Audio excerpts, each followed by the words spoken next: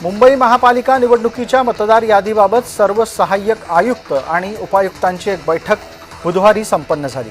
10 डिसेंबरपर्यंत फोटोनिहाय मतदार याद्या तयार करून दुबार मतदारांची पडताळणी केली जाणार आहे, तसे आदेश बैठकीत देण्यात आले आहेत। एनआयए प्रमुख सदानंद दाते यांची महाराष्ट्राचे पुढील पोलीस महासंचालक म्हणून नियुक्ती होण्याची दाट शक्यता व्यक्त केली जाते आहे। दाते यांना राष्ट्रीय तपास यंत्रणेतून कार्यमुक्त करण्यासाठी राज्य सरकारने केंद्राला प्रस्ताव पाठवला आहे।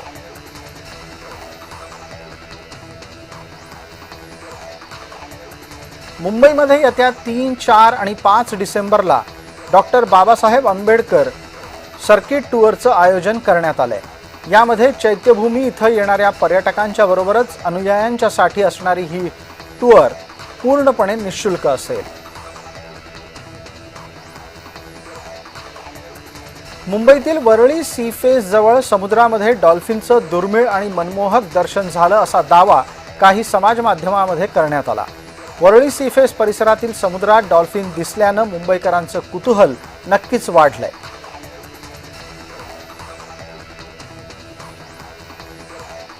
जागतिक दिव्यांग दिनाच्या निमित्तानं भिवंडी महापालिकेमध्ये दिव्यांग कार्यालय आणि दिव्यांग पोर्टलचं उद्घाटन करण्यात आलं। यावेळेला पालिका अधिकाऱ्यांच्यासह दिव्यांग कर्मचारी आणि शहरातील दिव्यांग संस्थांचे पदाधिकारी उपस्थित होते।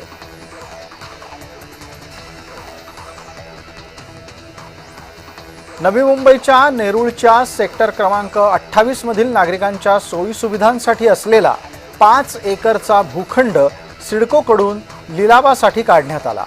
मनसेनं यावर आक्षेप घेतलाय।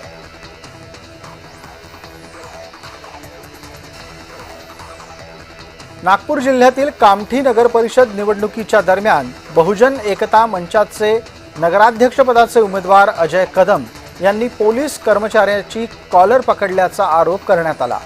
संतप्त समर्थकांनी यावेळी कामठी पोलीस ठाण्यासमोर आंदोलन केलं।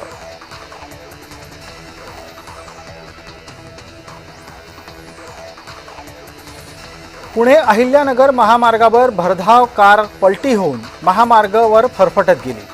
या अपघाताचा थरार सीसीटीव्ही कॅमेऱ्यामध्ये कैद झाला। सुदैवाने या अपघातात कोणीही जखमी झालं नाही। वसई विरार महापालिकेच्या निवडणूक अधिकारी स्वाती देशपांडे यांची बहुजन विकास आघाडीच्या कार्यकर्त्यांनी भेट घेतली। मतदार यादीतील 80,000 दुबार मतदारांची नावं वगळण्याबाबत आणि मतदार यादीतील इतर त्रुटी दुरुस्त करण्याबाबत निवेदन त्यावेळेला देशपांडे यांना देण्यात आलं।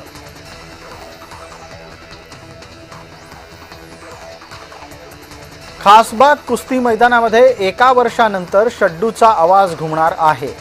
आमदार अमल महाडिक यांच्या प्रयत्नानं मैदान कुस्तीच्या स्पर्धांसाठी सुसज्ज झाले। कुस्तीची परंपरा अखंडित ठेवण्यासाठी आमदार अमल महाडिक आघाडीवर होते।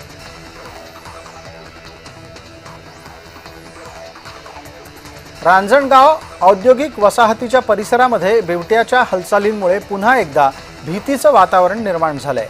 LG आणि फियाट कंपन्यांच्या परिसरामध्ये बिबट्याचा वावर असून सुरक्षा रक्षकांनी तात्काळ कामगारांना त्यापासून बचावासाठी सुरक्षित स्थळी हलवलं आहे।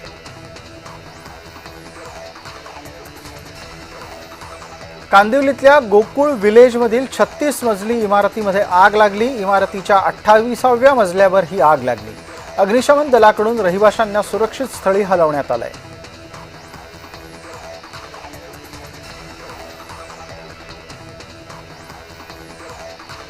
घाटकोपरमधील वसंत विहार इमारतीतील एका खोलीला आग लागली।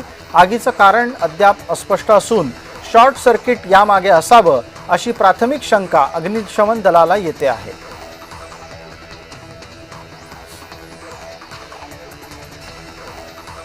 भिवंडीतील मुंबई नाशिक महामार्गावर धावत्या ट्रकला आग लागली। स्थानिकांनी JCBच्या सहाय्यानं त्या आगीवर माती टाकून आग नियंत्रणात आणण्याचा प्रयत्न केला। सुदैवाने यात कुठलीही जीवितहानी झाली नाही।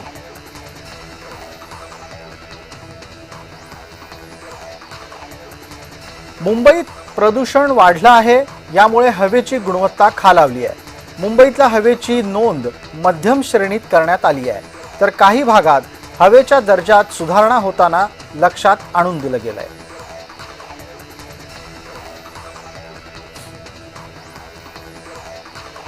मुंबई पाठोपाठ पुण्यातली हवा सुद्धा खराब श्रेणीमध्ये नोंदवण्यात आली आहे। पुणे विद्यापीठ, शिवाजीनगर या भागातली हवा तर वाईट श्रेणीमध्ये नोंदवण्यात आली असून या एकूणच प्रदूषणामुळे राष्ट्रीय पातळीवर भारताचा जागतिक 5वा सर्वाधिक प्रदूषित देश म्हणून क्रमांक नोंदवला गेला आहे।